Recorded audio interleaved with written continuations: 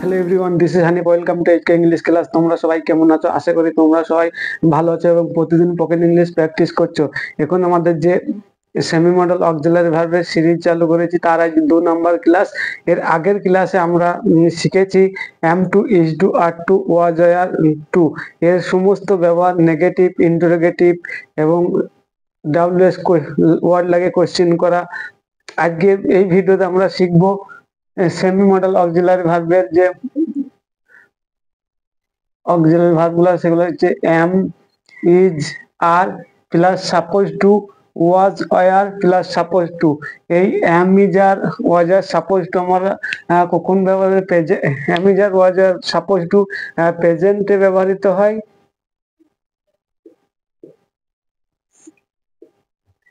এটা প্রেজেন্টে ব্যবহৃত হয় এবং ওয়াজ, আর সাপোজ টু পাস্টে ব্যবহৃত হয়।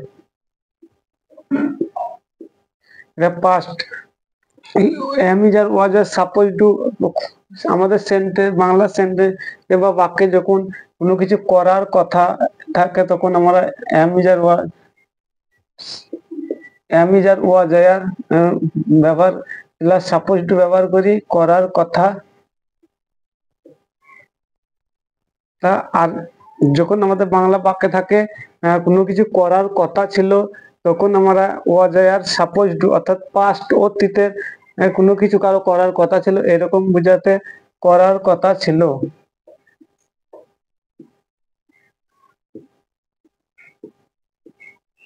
কথা ছিল,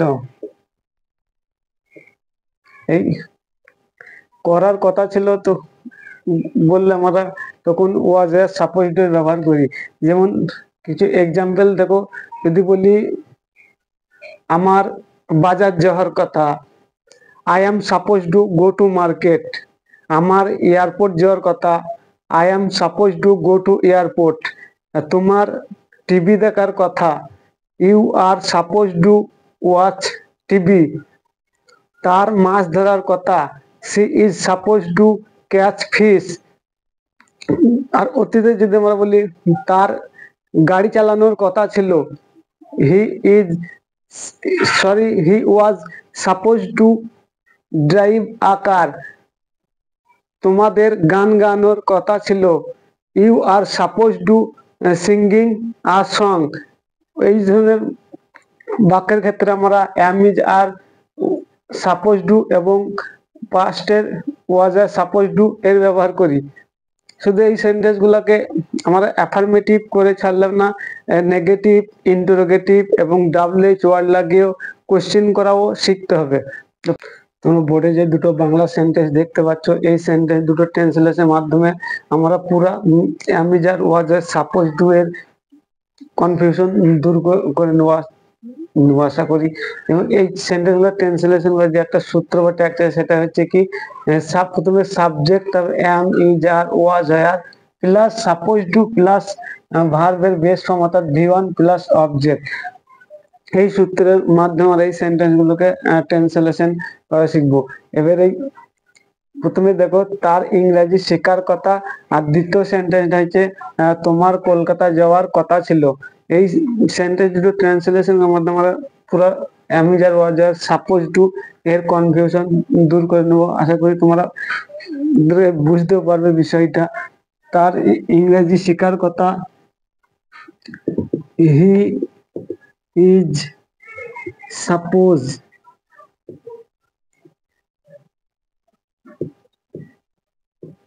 two, he is supposed to learn in English.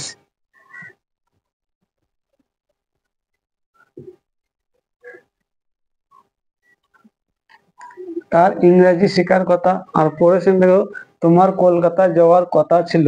এটা পাস্টের সেন্টেন্স, আমরা ওয়াজ এর মধ্যে যে কোনো ওয়ারটাই লাগাবো, যেহেতু এখানে প্লুরাল আছে। তোমার, you are suppose to, you war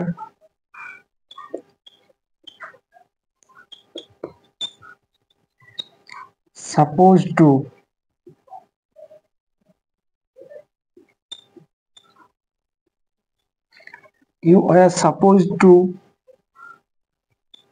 go to Kolkata.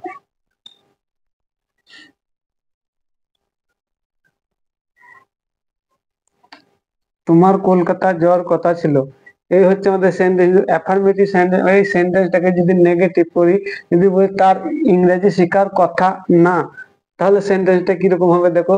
Just এর জন্য যে জাস্ট আমাদের এই আমি যার ওয়াজ এর সাথে একটা নট যোগ করে দেবো। তোমার এই টেক্সচারটাও নিচে স্ক্রিনে দেখতে পাচ্ছ। এসো নেগেটিভ করে দেখি। তার ইংরেজি শেখার কথা না, he is not supposed to,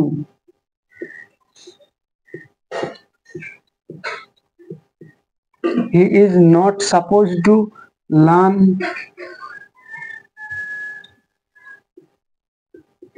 in English.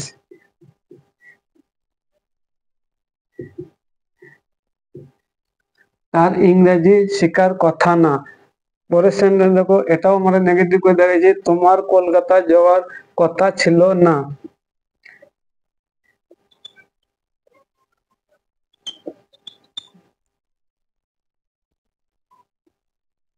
not supposed to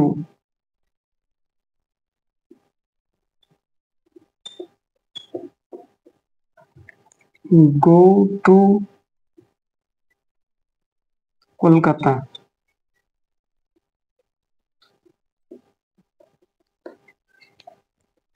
তোমার কলকাতা যাওয়ার কথা ছিল না। তারপর আবার এই সেন্টেন্সটাকে ইন্টারোগেটিভ, এটা হলো আমাদের নেগেটিভ।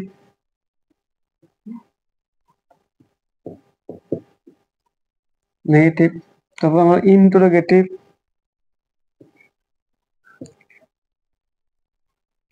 শর্টে লেখা হলো ইন্টারোগেটিভ, অর্থাৎ তার কি ইংরেজি শেখার কথা। জাস্ট যে আমাদের এই অক্সিলারি ভার্ব আছে, এই অক্সিলারি ভার্বটাকে আমরা সাবজেক্টের আগে বসাবো, তাহলে আমাদের সেন্টেন্সটা ইন্টারোগেটিভ হয়ে যাবে। এর টেক্সচারটা তোমরা নিচে স্ক্রিনে দেখতে পাচ্ছ। এই টেক্সচার হিসাবে হবে is he supposed to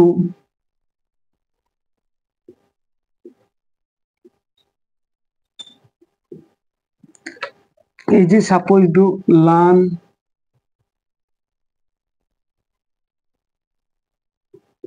in English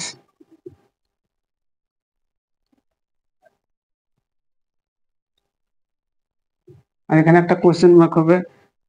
তো এই সেন্টেন্স দেখো, ফার্স্টে তোমার কি কলকাতা যাওয়ার কথা ছিল না, ইউ ওয়ার ইউ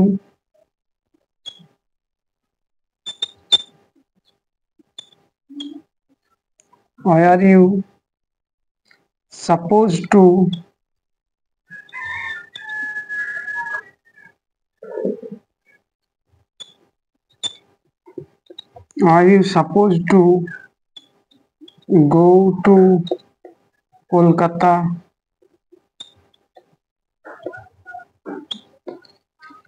তার কি কলকাতা, তোমার কি কলকাতা যাওয়ার কথা, তোমার কি কলকাতা যাওয়ার কথা। এই সেন্টেন্স গুলো আমাদের তিনটে এবার আমরা দেখবো। নেগেটিভ ইন্টারোগেটিভ, অর্থাৎ প্রশ্ন করা দেখবো। Negative interrogative, negative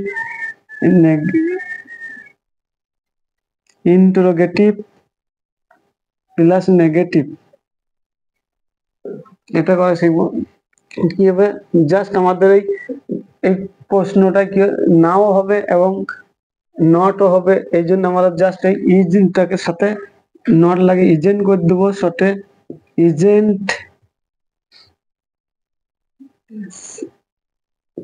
isn't he supposed to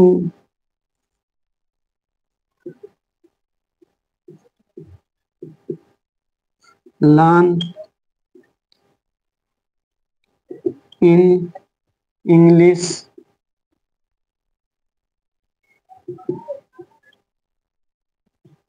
তার কি ইংরেজি শেখার কথা না। কোয়েশ্চেনটা দেখো, তোমার কি দিল্লি যাওয়ার কথা ছিল না, weren't you supposed to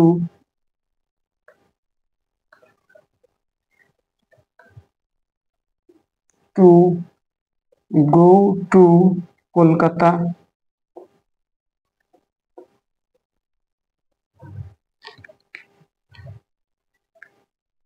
এবার আমরা এই সেন্টেন্স গুলোকে ডাবল এস ফ্যামিলি ওয়ার্ড লাগে কিভাবে কোশ্চেন করা যায় এটাও শিখতে হবে।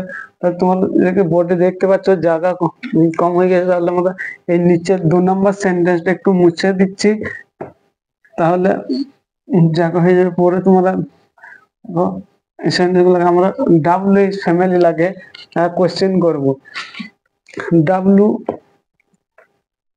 WH word,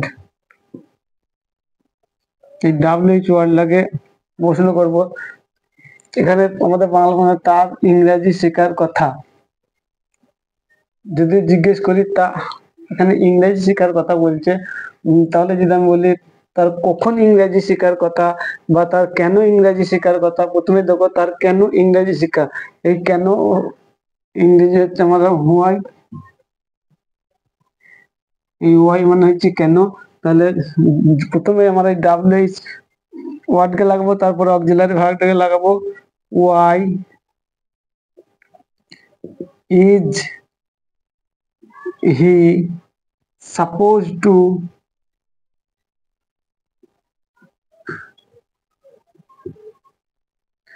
learn in English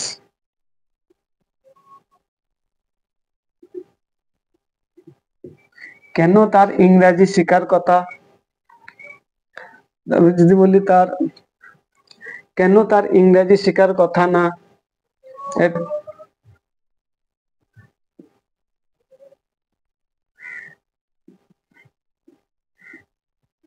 why isn't he supposed to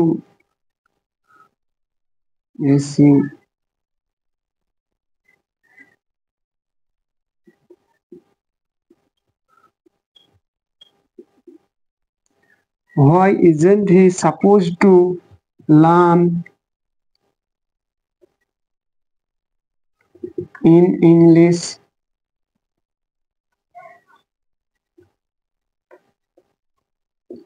তার কেন ইংরেজি শেখার কথা নয়। এবার যদি আমরা এই বাক্যটাকে বলি তার কখন ইংরেজি শেখার কথা, তাহলে এই কখনের জন্য আমাদের যে ইংরেজি WH ওয়ার্ড হচ্ছে হুয়েন। জাস্ট হুয়েনটাকে আগে লাগাবো।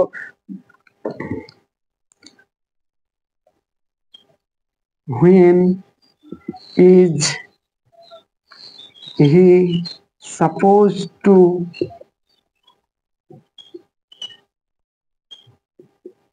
learn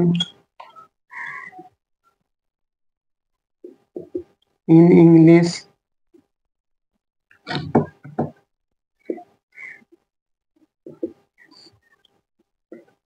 কখন তার ইংরেজি শেখার কথা।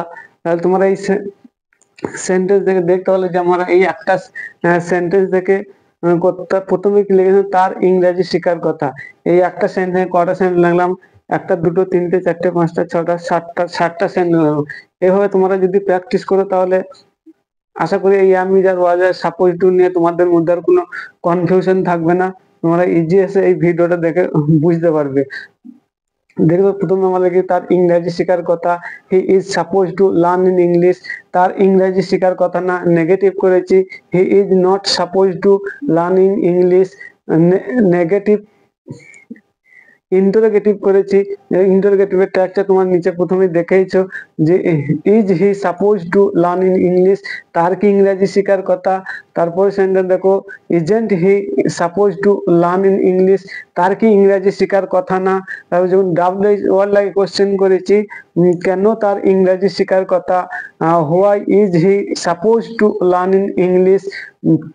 পরের সেন্টেন্স আমরা WH কোশ্চেন লাগে এবং নেগেটিভ ইন্টারোগেটিভ করেছি, যেমন তার কেন ইংরেজি শেখার কথা না, why isn't he suppose to learn in English. তারপরে সেন্টেন্স একটা সময়ের কথা বলেছি, তার কখন ইংরেজি শেখার কথা দেখেছি। When is he suppose to learn English, তার কখন ইংরেজি শেখার কথা।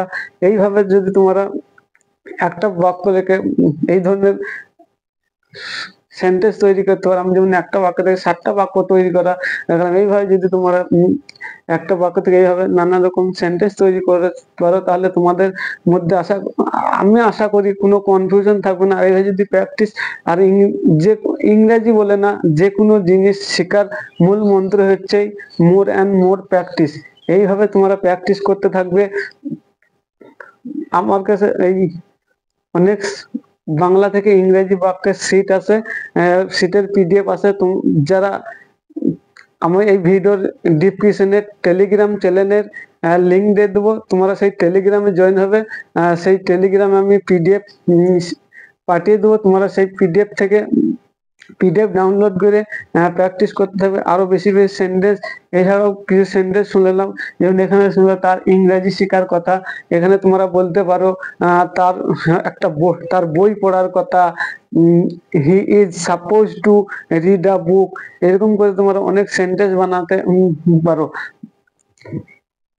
তোমাদের দুটো সেন্টেন্স দেখালাম। আর আমি টেলিগ্রাম চ্যানেলে এর যে প্র্যাকটিস শিট আছে পিডিএফ, সেটা তুমি পোস্ট করে দেবো, তোমরা টেলিগ্রাম চ্যানেল জয়েন হয়ে সেখান থেকে ডাউনলোড করে নেবে। এই ছিল আজকের ভিডিও, আজকের টপিক। আশা করি তোমাদেরকে এই ভিডিওটা খুব ভালো লাগবে। আর এই ভিডিওটা যদি ভালো লাগে তাহলে আমাকে লাইক করে জানাও। আর তোমার বন্ধু রিলেটেডের মধ্যে ভিডিওটা শেয়ার করতে ভুলো না। আর যারা ইংরেজি শিখছে, আর এর আগে আমি অ্যাম ইজ আর ওয়াজ এর সাপোজ ডু এর অ্যাম ইজ আর ওয়াজ এর 2 এর ভিডিও বানিয়েছি, সেই ভিডিওটা যারা দেখো না, এই ভিডিওর পরে ওই ভিডিওটা দেখে নেবে। আর আমাদের পরবর্তী ভিডিওগুলা পেতে বা চ্যানেলে যারা নতুন এসছো, চ্যানেলটা সাবস্ক্রাইব করে পাশে থাকা বেল আইকনে প্রেস করে দিও, তাহলে এরপর যখন আমি ভিডিও আপলোড করবো সর্বপ্রথম নোটিফিকেশন তোমাদের কাছেই পৌঁছাবে।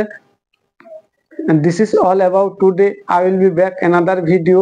Till then, take care, keep learning and keep practicing. Thank you for watching this video. Bye bye.